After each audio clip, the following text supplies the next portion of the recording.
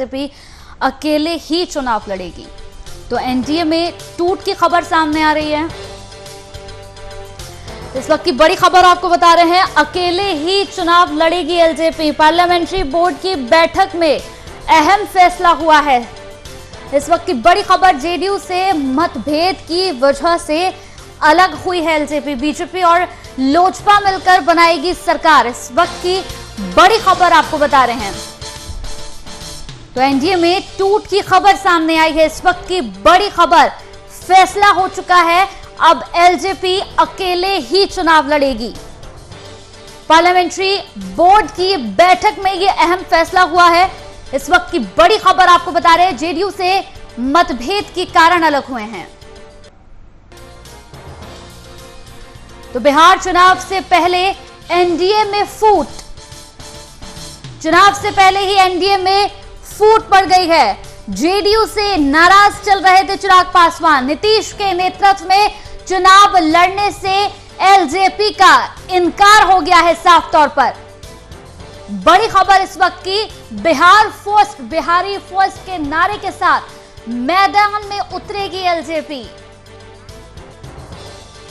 इस पूरी खबर पर ज्यादा जानकारी के साथ हमारे संवाददाता शशांक हमारे साथ जुड़ गए। शशांक, एलजेपी 42 सीटों की कर रही थी लगातार मांग, अब अलग हो चुकी है। अलग ही यहां पर एलजेपी चुनाव लड़ने का पूरा मूड बना चुकी है।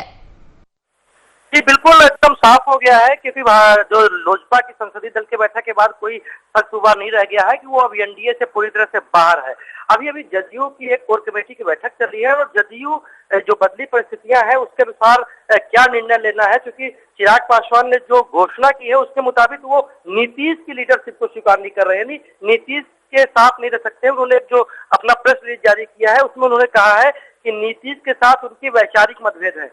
तो जदयू ने एक सवाल उठाया है कि आखिर ये वैचारिक मतभेद क्या है और क्या लोकसभा के चुनाव के बाद ये वैचारिक मतभेद आए हैं। तो कहीं ना कहीं जदयू भी अपनी स्ट्रेटजी बना रही है कि वो भारतीय जनता पार्टी पर यानी बीजेपी पर किस तरह दबाव बनाए कि वो भी किसी तरह का एलजेपी से मतलब न रखे। लेकिन एलजेपी ने साफ कर दिया है कि चुनाव के समय और चुनाव के बाद उनका भारतीय जनता पार्टी ने बीजेपी से लेना देना रहेगा, पूरी तरह से उनके साथ रहेंगे और 144 सीटों पर चुनाव लड़ेंगे और जहां बीजेपी खड़ी होगी वहां चुनाव नहीं लड़ेंगे। तो देखना अब दिलचस्प ये होगा कि आने वाले समय में भारतीय जनता पार्टी और जदयू के रिश्ते इस मामले को लेकर कैसे होते हैं। यानी अभी भी हम ये कह सकते हैं शशांक के इस पूरे मसले पर जो नाराजगी थी यहाँ पर चिराग पासवान की, खास तौर पर वो नाराजगी जेडीयू से ही थी, क्योंकि वो साफ तौर पर कह चुके थे कि बीजेपी से उनकी किसी तरह से कोई नाराजगी नहीं है, बल्कि जो नाराजगी है वो सिर्फ और सिर्फ जेडीयू से है। बिल्कुल, आज जो प्रस्ताव पास हुआ उसमें स्पष्ट 2-3 बातों का स्पष्ट रूप से उल्लेख है। पहला उल्लेख है कि उनको भारतीय जनता पार्टी उनकी जदयू के साथ उनकी लीडरशिप नीतीश की स्वीकार नहीं है। दूसरी जो उनकी जो प्रस्ताव था उस प्रस्ताव में था कि चुनाव के बाद वो भारतीय जनता पार्टी का समर्थन से उनके सहयोग से सरकार बनाएंगे। तो कहीं ना कहीं वो भारतीय जनता पार्टी के साथ कंसोलिडेशन शो कर रहे हैं और नीतीश का विरोध कर रहे हैं। ये उनकी एक स्ट्रेटेजी है इलेक्शन में। लेकिन जदयू भी उस स्ट्रेटेजी को काटने के लिए आज बैठक कर रही है, हाई लेवल बैठक हो रही है प्रदेश अध्यक्ष वशिष्ठ नारायण सिंह के आवास पर। और जेडीयू इस मसले पर क्या स्टैंड लेगी और भारतीय जनता पार्टी पर किस तरह का प्रेशर बिल्ड करेगी, ये देखना होगा। यहाँ पर सीटों के बंटवारे, सीटों को लेकर यहाँ पर जो पूरी, शशांक अगर हम बात करें तो जो पूरी बात बिगड़ती नजर आई थी वो कहीं ना कहीं सीटों को लेकर ही नजर आई थी। यहाँ पर कितनी सीटों की मांग की थी यहाँ पर अगर हम बात करें चिराग पासवान की? तो देखिए, चिराग पासवान जो अनऑफिशियल बातें आ रही थी वो उनकी इच्छा थी कि 100 सीट पर जदयू चुनाव लड़े, 100 पर भारतीय जनता पार्टी और शेष 43 सीट पर जदयू चुनाव लड़ेगी। लेकिन उसके बाद से नीतीश कुमार ने एक स्टैंड क्लियर किया था कि जो हम है यानी जीतन राम मांझी की पार्टी है उसको वो अपनी कोटे से एक सीटें देंगे और भारतीय जनता पार्टी अपनी सीटों से कोटे से सीटें दे लोजपा को। ऐसी स्थिति में लोजपा को 20 से ज्यादा सीटें नहीं मिल पा रही थी क्योंकि भारतीय जनता पार्टी के कोटे में खुद 120 सीटें आ रही थी। ऐसे में वो उनको कंपनसेट करने की स्थिति में नहीं थे। तो ये पहले स्पष्ट हो चुका था कि जदयू ने उनकी राह अलग कर दी थी, क्योंकि जदयू ने एक स्टेटमेंट दिया था कि चिराग पासवान कभी भी हमारे साथ चुनाव नहीं लड़े विधानसभा का। तो ऐसी स्थिति में चिराग पासवान को भी निर्णय लेना था और उन्होंने एक निर्णय लिया जिसके मुताबिक वो अलग चुनाव लड़ेंगे जदयू से। शुक्रिया हमारे साथ जुड़ने के लिए। तो एलजेपी 42 सीटों की लगातार मांग कर रही थी, कहीं ना कहीं इन तमाम मुद्दों को लेकर ही यहाँ पर ये मतभेद जो है वो शुरू हो गए। एनडीए ने 20 सीटों का ऑफर दिया था, बड़ी खबर इस वक्त की हम आपको बता रहे हैं। एनडीए ने 20 सीटों का यहां पर ऑफर दिया था। भाजपा लोजपा मिलकर सरकार बनाएगी लोक जनशक्ति। इस वक्त की बड़ी खबर आपको बता रहे हैं। यहां पर नाराजगी चल रही थी चिराग पासवान की। बिहार चुनाव से पहले ही एनडीए में फूट पड़ गई है।